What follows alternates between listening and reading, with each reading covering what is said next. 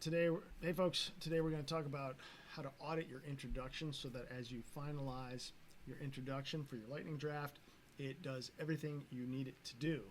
So today we're going to talk about just two things. First, what does your introduction have to do to be successful?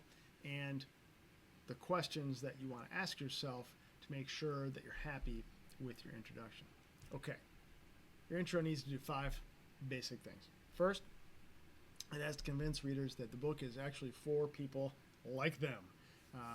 Talk about this throughout the lightning draft, that a person walking by the bookshelf or looking online or swings by your website, sees the book, maybe starts to read a few pages, and the first thing they're asking themselves is this book going to help me in my situation, people like me? And so this is one of the first and most important things you have to convince readers of, is that yes, it is indeed for you, by telling them it's for you.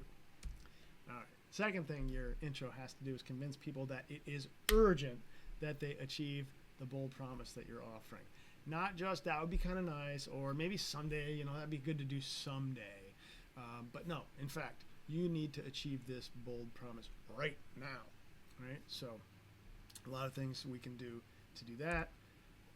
Third thing your introduction needs to do is to convince readers that your big idea is actually the best way to get to the promised land, right? To achieve that bold promise. So, a lot of books on weight loss, for example. Why should they pick up your book and apply themselves to it, as opposed to the infinite number of other things out there? You don't have to talk about all your competitors or all the possible alternatives, but you have to convince them that your big idea is worth following, and it's going to be effective, right, in achieving the bold promise. You also have to convince readers that you're the right person to lead them on this journey. You are the Sherpa that they need to guide them through all the struggles they're going to go through. I mean, that's why they don't have the bold promise yet. It's tough. So how are you going to get them there? Why are you the right person to do that? So telling them a little bit about who you are and why they can trust you is important. And finally, most importantly possibly, your introduction has to convince them to buy the book, and I would say just to follow that up, to buy the book and then to buy whatever else it is you're selling, right? So now, the introduction doesn't have to do all of these things by itself, right? The introduction is just one chapter. It's probably the most important chapter, because if somebody isn't interested, just like with a novel, if you read a few pages and you don't like it, they're not going to finish. So the introduction is the most important chapter in some ways, but it's not the only chapter. And so you're going to do these 5 things sort of throughout the book, so you don't have to do it all into introduction. But these are 5 things your introduction is trying hard to do, so that they do indeed buy the book, they do indeed read the book, and so on. Okay, so 10 questions to ask yourself, right? Once you've done a draft, you've done either your zero draft or your lightning draft, right? And you're ready to sort of take a final pass before you publish your book. I think it's important to ask yourself sort of 10 questions to make sure your introduction is up to par. So first of all, and I know this is going to sound weird and pretty basic, some of these questions, but it's easy when we write, we get excited, we go off in a direction, and sometimes it's easy to really be happy with what you wrote. It can be great, but sometimes in loving what we wrote, we don't realize that there's other things that are not in that thing we wrote that we also need. And so the audit is just a good way to kind of rigorously go back. It's kind of like a self-edit, right? It's an easy way to just check yourself, okay? So the first and sort of very basic question is, do you actually make it clear what your bold promise is? I actually went back to one of my books, and I looked in the introduction, and I was like, I actually could have made that a lot more clear. I could have gotten people a lot more excited than I did. And I was a little bummed by that, because I realized, the title of the book kind of makes it clear, so it's like, I hope they know what they're... But, the introduction's job is to really make it clear, not just what it is, but, why it's so great, right?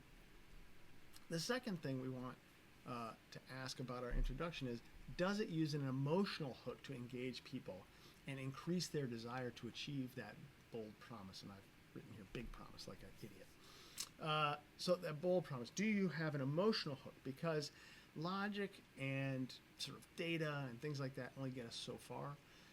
The way to make someone really urgent about achieving a goal is to raise the emotional stakes, remind them of the pain they're having, remind them of the suffering they don't like, remind them of how amazing it's going to feel when they get the big payoff of that bold promise, right?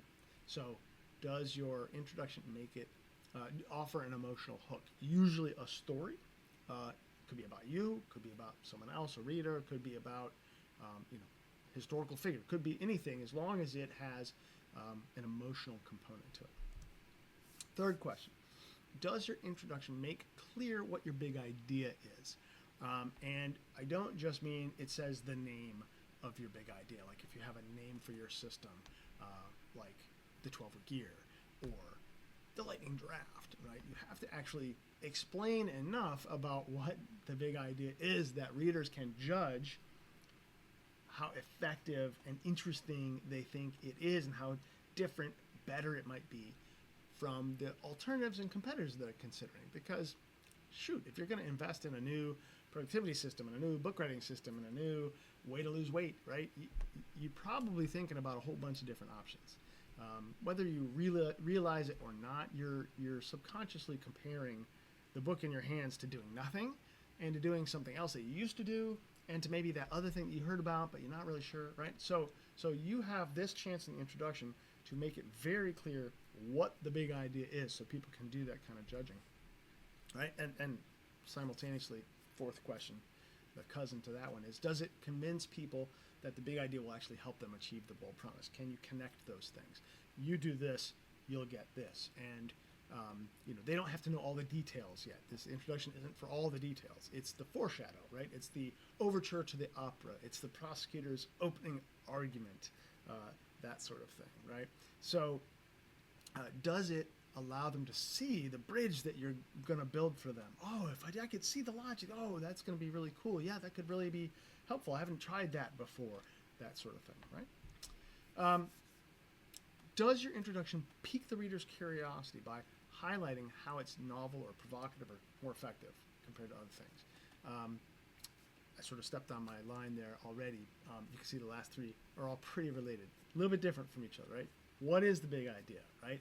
Is it effective? Is it going to get people where they want to go? And how is it different or better from the alternatives, right? Those are all three important things to ask about your big idea, right?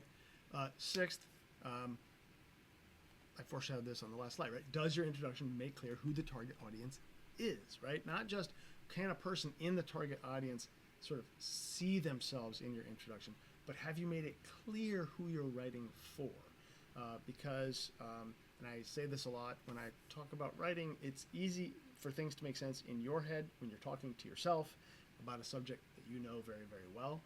It's much less easy for someone who is a stranger to you and doesn't know your content, doesn't know where the book is eventually going to go. It's very hard for them, by comparison, to understand what you're saying or the implications of the things you're saying. And so, as my old friend Brian Patrick used to say, in a book, 1 + 1 only equals 2 if you tell readers that 1 + 1 equals 2. Don't expect them to know this. And so you might think it's obvious when you yourself, being a certain kind of person, are writing about your own journey, and you might assume that people will automatically understand that the book is for people who are like you or going through the same situation. But you need to make that really, really clear.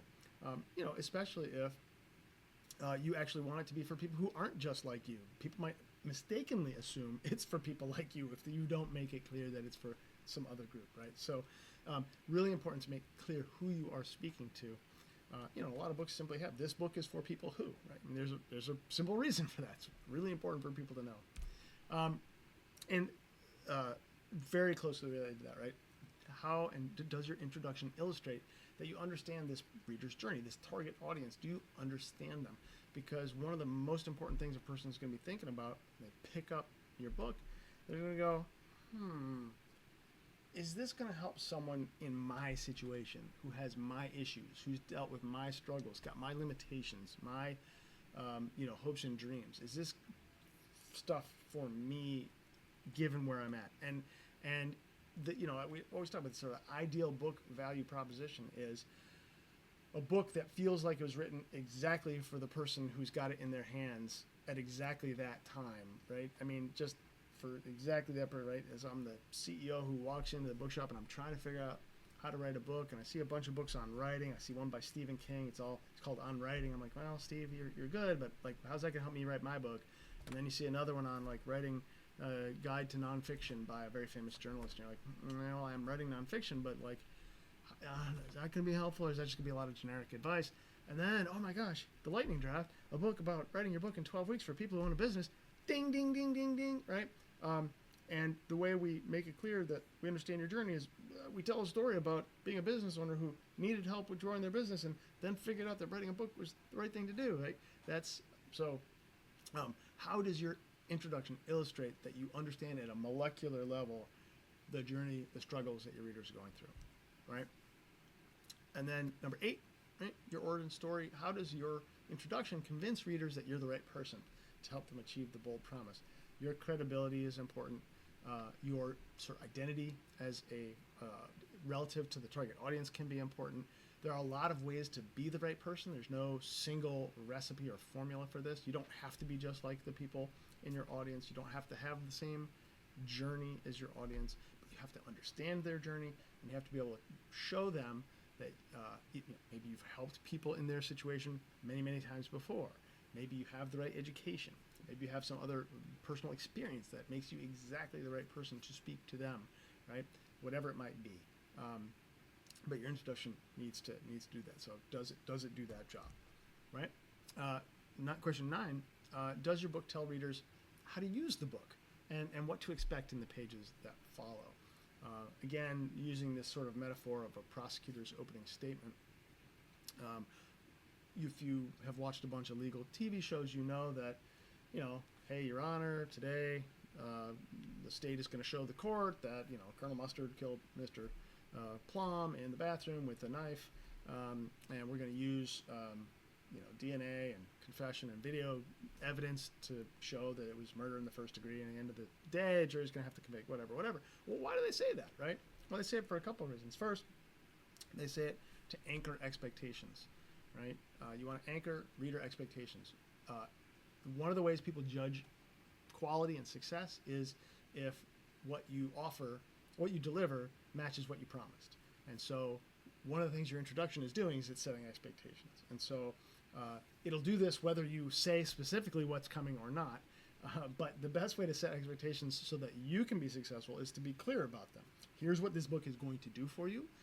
And more specifically, here's what we're going to do, right? Here's a little roadmap. First, we're going to help you do this. Then we're going to help you do that. Then we're going to help you do this. I would say a good number of business books miss this step. This is a pretty often missed out on step. I think that's a big mistake. It doesn't have to be a lengthy thing. It can be very brief, but give people expectation of what is going to happen next, and they will be more likely to judge your book successful because, in fact, that's exactly what you go on to do.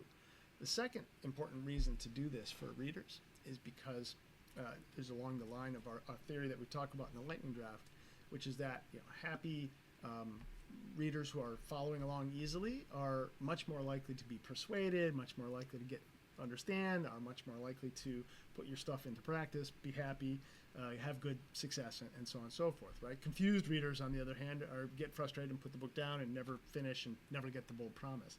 So another reason, right, to tell people, like, here's how to use this book most effectively, or here's what's coming, right, is because you want readers to be following very easily what's going on. And every breadcrumb, every little signpost you can give them, right, will help them make their way through a book. Frankly, your average American is only kind of average at reading comprehension. And so the easier we can make the book to follow, the better. And an introduction that tells them what to expect is a great way to do it. And finally, last and definitely not least, do people want to buy your book when they're done reading the introduction? You might want to carve out your introduction, send it to some people. and sort of ask them on a scale of 1 to 10, how interested are you in reading this book after you read the introduction? See what you get back. I don't know. See if you can get some honest answers there, right? And you're going to be doing the same kind of feedback seeking when you have your entire lightning draft. But even in your own head, right? Have you given the reader enough reasons to buy the book? And frankly, to me, if you've answered yes to the first 9 questions sufficiently, right, the answer to number 10 is going to be heck yes. Absolutely, we're going to want to do that. All right, so that is your quick lightning introduction audit intro. Look forward to seeing you guys soon.